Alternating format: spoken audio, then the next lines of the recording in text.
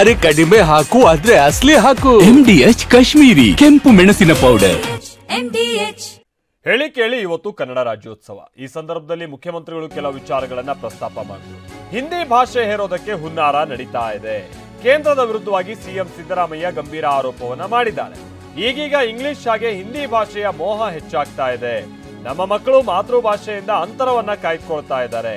ಮಾತೃಭಾಷೆಯಲ್ಲೇ ಶಿಕ್ಷಣ ಅನ್ನುವಂತ ಕಾನೂನು ಜಾರಿಗೆ ತರಬೇಕು ಅಂತ ಕನ್ನಡ ರಾಜ್ಯೋತ್ಸವ ಕಾರ್ಯಕ್ರಮದಲ್ಲಿ ಸಿಎಂ ಹೇಳಿಕೆಯನ್ನ ಕೊಡಿ. ಇವೆಲ್ಲ ಬರೀ ಹೇಳಿಕೆಗೆ ಮಾತ್ರ ಸೀಮಿತನಾ? ಎಷ್ಟು ವರ್ಷ ಆಯ್ತು ನಾವು ಇದನ್ನೇ ಕೇಳ್ತಾ. ಆಮೇಲೆ ಕನ್ನಡ ಕಡ್ಡಾಯ ಅನ್ನುವಂಥ ವಿಚಾರಕ್ಕೆ ಸಂಬಂಧಪಟ್ಟ ಹಾಗೆ ಕೋರ್ಟೆ ಅದನ್ನ ಒಪ್ಪೋದಕ್ಕೆ ಸಾಧ್ಯ ಇಲ್ಲ ಅನ್ನುವಂಥ ತೀರ್ಪನ್ನ ಕೊಟ್ಟು, ಇನ್ನು ಹಿಂದಿ ಹೇರಿಕೆ ಅನ್ನುವಂಥದ್ದು ಹೌದು ನೀವೇನ್ ಮಾಡಿದ್ದೀರಾ ಈಗ ಈ ಹೇರಿಕೆಯನ್ನ ತಪ್ಪಿಸುವಂತ ನಿಟ್ಟಿನಲ್ಲಿ? ನಮ್ಮ ರಾಜ್ಯದ ಬ್ಯಾಂಕ್ಗಳಲ್ಲಿ ಈಗಲೂ ಕೂಡ ಸರಿಯಾಗಿ ಕನ್ನಡ ಬರದೇ ಇರುವಂತ ಸಿಬ್ಬಂದಿನೇ ಹೆಚ್ಚು. ಇದಕ್ಕೆ ಸಂಬಂಧಪಟ್ಟಂಗೆ ಕೇಂದ್ರದ ಕಾನೂನನ್ನ ಬದಲಿಸುವಂತ ನಿಟ್ಟಿನಲ್ಲಿ ನಿಮ್ಮ ಒತ್ತಾಯ ಎಷ್ಟಿದೆ? ಇದು ಪ್ರಶ್ನೆ. ಹಿಂದಿ ಭಾಷೆಯನ್ನು ಏರಿಕೆ ಮಾಡಲು ನಿರಂತರ ಹುನ್ನಾರ ನಡೆಯುತ್ತಿದೆ. ಹಿಂದಿ ಸಂಸ್ಕೃತ ಭಾಷೆಗಳ ಅಭಿವೃದ್ಧಿಗೆ ಮಾತ್ರ ಅನುದಾನಗಳನ್ನು ನೀಡಲಾಗುತ್ತಿದೆ. ಕನ್ನಡವೂ ಸೇರಿದಂತೆ ಉಳಿದ ದೇಶ ಭಾಷೆಗಳನ್ನು ನಿರ್ಲಕ್ಷಿಸಲಾಗುತ್ತಿದೆ. ರಾಜ್ಯದ ಅಭಿವೃದ್ಧಿಗೆ ಪೂರಕವಾಗಬೇಕಾಗಿದ್ದ ಯೋಜನೆಗಳನ್ನು ಕರ್ನಾಟಕಕ್ಕೆ ಕೊಡದೆ ವಂಚಿಸಲಾಗುತ್ತಿದೆ. ಕನ್ನಡ ಭಾಷೆಗೆ ಶಾಸ್ತ್ರೀಯ ಸ್ಥಾನಮಾನ ನೀಡಲಾಗಿದ್ದರೂ ನೀಡಬೇಕಾದ ಅನುದಾನವನ್ನು ಕೊಡದೆ ಅನ್ಯಾಯ ಮಾಡಲಾಗುತ್ತಿದೆ. ಕರ್ನಾಟಕ ವಿರೋಧಿಯಾದ ಎಲ್ಲವನ್ನೂ ವಿರೋಧಿಸಲೇಬೇಕಾಗಿದೆ. ನಾಡಿನ ಇತಿಹಾಸ ಪರಂಪರೆಗಳ ನೆನಪುಗಳ ಹೊಸ ತಲೆಮಾರುಗಳಲ್ಲಿ ಮೂಡಿಸಿ ಅವರಲ್ಲಿ ಅಭಿಮಾನ ಮೂಡಿಸೋಣ. ನಮಗಿರುವ ಸವಾಲುಗಳನ್ನೇ ಅವಕಾಶವನ್ನಾಗಿ ಮಾರ್ಪಡಿಸುವ ಶಕ್ತಿ ನಮ್ಮ ಯುವ ತಲೆಮಾರಿಗಿದೆ. ಯುವ ತಲೆಮಾರು ಎದ್ದು ನಿಂತು ಕನ್ನಡ ಮತ್ತು ಕರ್ನಾಟಕವನ್ನು ಜಗತ್ತಿನ ಮುಂದುವರಿದ ಸಮಾಜಗಳ ಮಟ್ಟಕ್ಕೆ ನಿಲ್ಲಿಸಬೇಕಾಗಿದೆ.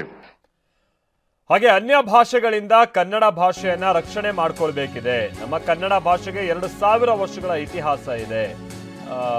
ಈ ವಿಚಾರಗಳನ್ನ ಇವತ್ತು DCM ಕನ್ನಡ ರಾಜ್ಯೋತ್ಸವ ಕಾರ್ಯಕ್ರಮವೊಂದರಲ್ಲಿ ಅವರು ಪ್ರಸ್ತಾಪ ಮಾಡ್ತಾರೆ. ನಮ್ಮ ಸರ್ಕಾರ 60% ಕನ್ನಡ ಭಾಷೆಯ ಬಳಕೆಗೆ ಆದೇಶಿಸಿದೆ. ಕನ್ನಡ ರಾಜ್ಯೋತ್ಸವ ಕಾರ್ಯಕ್ರಮದಲ್ಲಿ DCM ಹೇಳಿದಂತ ಮಾತುಗಳಿದು. ಕಂಠೀರವ ಕ್ರೀಡಾಂಗಣದಲ್ಲಿ ನಡೀತಾ ಇರುವಂತಹ ಕಾರ್ಯಕ್ರಮದಲ್ಲಿ ಇದೆಲ್ಲ ಕನ್ನಡಿಗರನ್ನ ಒಗ್ಗೂಡಿಸುವಂತ ಒಂದು ಪವಿತ್ರವಾದಂತ ದಿನ. ಕನ್ನಡಿಗರ ತ್ಯಾಗ, ಬಲಿದಾನ, ಶ್ರಮದಾನ ದಿನ. ಬಹಳ ಹಿರಿಯರು ಈ ಕನ್ನಡದ ರಕ್ಷಣೆಗೋಸ್ಕರ ಪ್ರತಿ ಹಂತದಲ್ಲೂ ಕೂಡ ಹೋರಾಟವನ್ನು ಮಾಡಿ ಈ ಭಾಷೆ, ಈ ನೆಲ, ಈ ಜಲ, ಈ ಬಾವುಟವನ್ನ ಎತ್ತಿ ಹಿಡಿದಿದ್ದಾರೆ. ನಮ್ಮ ಕನ್ನಡ ಭಾಷೆಗೆ 2000 ವರ್ಷ ಆಗಿದೆ. ಎಲ್ಲ ಬೋರ್ಡ್ಗಳಲ್ಲೂ ಕೂಡ 60% ಕನ್ನಡ ಇರಬೇಕು ಅಂತೇಳಿ ನಮ್ಮ ಸರ್ಕಾರ ಆದೇಶವನ್ನ ಮಾಡಿದೆ.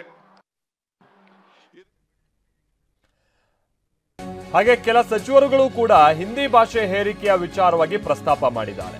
ಬಲವಂತವಾಗಿ ಕೇಂದ್ರ ಸರ್ಕಾರ ಹಿಂದಿ ಭಾಷೆ ಹೇರಿಕೆ ಮಾಡ್ತಾ ಇದೆ ಅಂತ ಸಚಿವ ಕೃಷ್ಣ ಬೈರೇಗೌಡ ಹಾಸನದಲ್ಲಿ ವಾಗ್ದಾಳಿಯನ್ನ ನಡೆಸಿದ್ದಾರೆ. ಸ್ಥಳೀಯ ಭಾಷೆಗಳನ್ನ ಹತ್ತಿಕ್ಕುವಂತ ಕೆಲಸಗಳು ಆಗ್ತಾ ಇದೆ. ನಮ್ಮ ಭಾಷೆ ರಕ್ಷಣೆ ನಮಗೆ ಸವಾಲಾಗಿದೆ ಅಂತ ರಾಜ್ಯೋತ್ಸವ ಕಾರ್ಯಕ್ರಮದಲ್ಲಿ ಕೃಷ್ಣ ಬೈರೇಗೌಡ ಹೇಳಿಕೆಯನ್ನ ಕೊಟ್ಟಿದ್ದಾರೆ.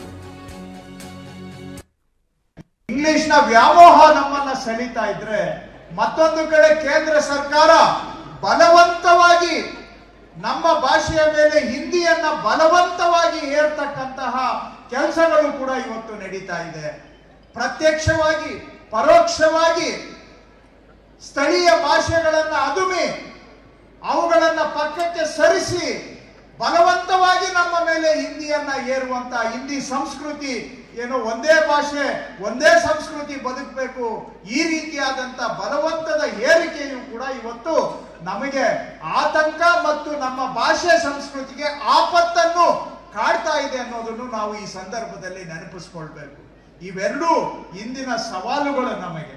ಒಂದು ಕಡೆ ನಮ್ಮ ಮನೆಯೊಳಗಡೆ ಆಂಗ್ಲ ವ್ಯಾಮೋಹ, ಮತ್ತೊಂದು ಕಡೆ ಕೇಂದ್ರ ಸರ್ಕಾರ ತನ್ನ ಅಧಿಕಾರವನ್ನ ದುರ್ಬಳಕೆ ಮಾಡಿಕೊಂಡು ನಮ್ಮ ಮೇಲೆ ಬಲವಂತವಾಗಿ ಹಿಂದಿಯನ್ನ ಏರಿ ನಮ್ಮ ಭಾಷೆಯನ್ನ ಪಕ್ಕಕ್ಕೆ ಸರಿಸ್ತಕ್ಕಂತಹ ಈ ಹುನ್ನಾರ, ಇವೆರಡುಗಳ ವಿರುದ್ಧವಾಗಿ ನಾವು ಜಾಗೃತರಾಗಲಿಲ್ಲ ಅಂತ ಹೇಳಿದ್ರೆ ಬರೀ ನಾವು ರಾಜ್ಯೋತ್ಸವದ ಬಾವುಟ ಆರಿಸಿ ಕವಾಯತ್ತು ಮಾಡಿ ಒಂದು ನಮಸ್ಕಾರ ಹಾಕಿ ಒಂದ್ 4 ಮಾತು ಭಾಷಣ ಮಾಡೋದ್ರಿಂದ, ಸಾವಿರಾರು ವರ್ಷ ಇತಿಹಾಸ ಇದೆ ಅಂತ ನಮ್ಮ ತುತ್ತೂರಿ ನಾವೇ ಊದೋದ್ರಿಂದ ನಮ್ಮ ಭಾಷೆ ಸಂಸ್ಕೃತಿಯನ್ನ ಉಳಿಸ್ಕೊಳ್ಳೋದಕ್ಕೆ ಆಗೋದಿಲ್ಲ.